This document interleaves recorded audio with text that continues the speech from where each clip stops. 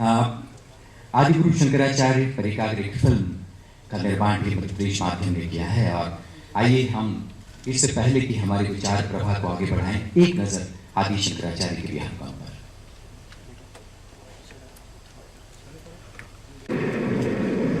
घनघोर वर्षा हो रही थी और मां नर्मदा अपने आवेश में तटबंध तोड़ रही थी। बाढ़ का जल गुरु गोविंद पाद के आश्रम की देहरी लांघने को उन्मत्त हो रहा था, जहां गुरु गोविंद पाद ध्यानस्थ थे। गुरु के ध्यान भंग की चिंता से व्याकुल हो उठा 8 वर्षीय शिष्य बाल योगी शंकर का हृदय, और उसके कंठ से फूट पड़ी मां नर्मदा की स्तुति।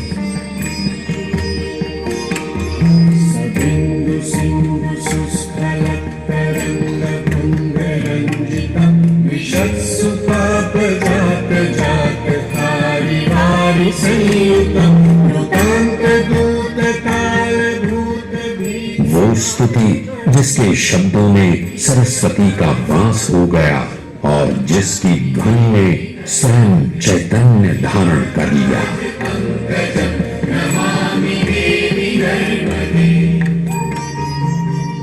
परम योगी ब्रह्म ज्ञानी बाल सन्यासी की आत्मा की पुकार का नकार असंभव था। शंकर के अवतार बाल शंकर की प्रार्थना पर शंकरी नर्मदा उतरने लगी और शंकर के कमंडल में समाती गई। प्राश्वस्त थे गुरु गोविंद पाद अपने शिष्य की प्रार्थना की शक्ति देखकर। कैसा अद्भुत संयोग है कि आज से 1237 वर्ष पूर्व केरल में पूर्णा नदी तट पर जन्मा बालक मध्य प्रदेश की इसी पावन धरती पर आनंददात्री मां नर्मदा के तट पर आया और 12 वर्ष की आयु में ब्रह्मानंद को उपलब्ध होकर ज्ञान की पूर्णता प्राप्त की। ब्रह्म ज्ञानी और सर्वज्ञ शिष्य शंकर को गुरु गोविंद पाद ने अद्वैत मत की दिग्विजय के लिए भारत भ्रमण का सुझाव दिया। महाज्ञानी शंकर ज्ञान की धुन भी बजाने निकल पड़े। आदि शंकराचार्य ने देश में चारों दिशाओं में मठों की स्थापना कर उत्तर से दक्षिण और पूर्व से पश्चिम तक देश को सांस्कृतिक रूप से एकाकार करने का अपूर्व कार्य किया।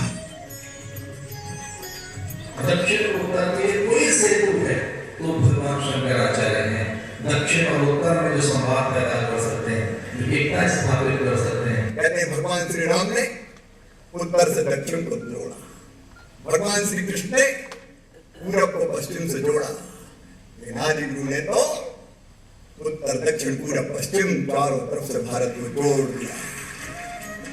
शास्त्रार्थ के माध्यम से धर्म नगरी काशी के महापंडितों को अद्वैत मत से सहमत कर इस धर्म योद्धा ने सप्त पवित्र नगरियों में से एक उज्जैनी में प्रवेश किया और कापालिकों को शास्त्रार्थ में पराजित कर उज्जैनी में अद्वैत ज्ञान की धर्म ध्वजा फहराई।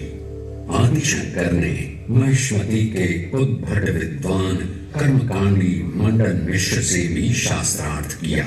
आदिशंकर के ज्ञान से प्रभावित मंडन मिश्र उनके शिष्य हो गए। ये दैवीय विधान ही है। जिस गुफा में तपस्या करके उन्होंने जाति संबंधों के बंधनों को त्याग भारतवासियों को आत्म तत्व और विशुद्ध तथा सर्वव्यापी तत्व ओम पर ध्यान लगाने की शिक्षा दी, वो गुफा मध्य प्रदेश के ओंकारेश्वर में ओंकार पर्वत में ही स्थित है। जिस ओंकार पर्वत पर ज्योतिर्लिंग के रूप में साक्षात शंकर विराजमान हैं, उसी पर्वत की गुफा में तपस्या कर आदि शंकराचार्य ने ज्ञान प्राप्त किया और जीवो ब्रह्मैव नापरः, जीव ही ब्रह्म है, ये संदेश दिया। मध्य प्रदेश की माटी से उपजा अद्वैत सिद्धांत भारतीय जनमानस का व्यावहारिक धर्म बन गया। श्री शंकर ने 12 वर्ष की आयु में ब्रह्म ज्ञान प्राप्त उपनिषदों, ब्रह्म सूत्र तथा गीता के भाष्य लिख दिए। कई प्रमुख उपनिषदों के भाष्य तो श्री शंकर ने ओंकारेश्वर में ही लिखे। अद्वैत का अद्वितीय ज्ञान देकर अहम ब्रह्मास्मि, मैं अर्थात जीव ही ब्रह्म हूँ की घोषणा करने वाली आत्मा ने शंकर रूप में यहाँ वास कर प्रदेश की इस धरती को धन्य कर दिया। अद्वैत वेदांत दर्शन के प्रवर्तक, सनातन धर्म के पुनरुद्धारक एवं सांस्कृतिक एकता के देवदूत आदि शंकराचार्य और मध्य प्रदेश का संबंध बहुत ही गहरा और अटूट है। युग पुरुष आदि शंकराचार्य के स्मरण को चिरस्थायी बनाने के लिए समूचा प्रदेश श्रद्धान्वित है। प्रदेश में 1 मई 2017 को सभी 51 जिला मुख्यालयों में प्रकटोत्सव मनाया गया। राज्य शासन ने ओंकारेश्वर में आदि शंकराचार्य की पवित्र गुफा के जीर्णोद्धार, आचार्य शंकर सांस्कृतिक एकता न्यास की स्थापना तथा शंकराचार्य की भव्य प्रतिमा की स्थापना का निर्णय लिया है। आज हमारा भी कर्तव्य है हम अपने संतों के मार्गदर्शन में इस वेदांत को, अद्वैत वेदांत को, अद्वैत के सिद्धांत को जन जन तक ले जाएं। और इसलिए मन में आया कि प्रकट पंचमी धूमधाम से मनाओ, शंकराचार्य जी के नाम की चर्चा हो, उनके दर्शन की चर्चा हो, वेदांत की चर्चा हो, उनकी भव्य प्रतिमा उनके लिए नहीं हमारे लिए अष्ट धातु की प्रतिमा ओंकारेश्वर में लगाई जाएगी। इसलिए गांव गांव से धातु संग्रह का काम किया जाएगा ताकि गांव गांव में शंकराचार्य जी पहुंचे, अद्वैत वेदांत पहुंचे। हम सारे सन्यासी, हम सारे साधु आदरणीय शिवराज सिंह जी चौहान आपके सामने शंकराचार्य की प्रतिमा का जो आपके मन में विचार आया है, ये विचार मुझे लगता है ये विक्रमादित्य आपके भीतर जगाया, हर्षवर्धन आपके भीतर जगाया, भोज आपने जगाया। इस प्रतिमा निर्माण के लिए समूचे प्रदेश में अष्ट धातु संग्रहण अभियान 15 जून से 15 जुलाई 2017 तक चलाया जाएगा।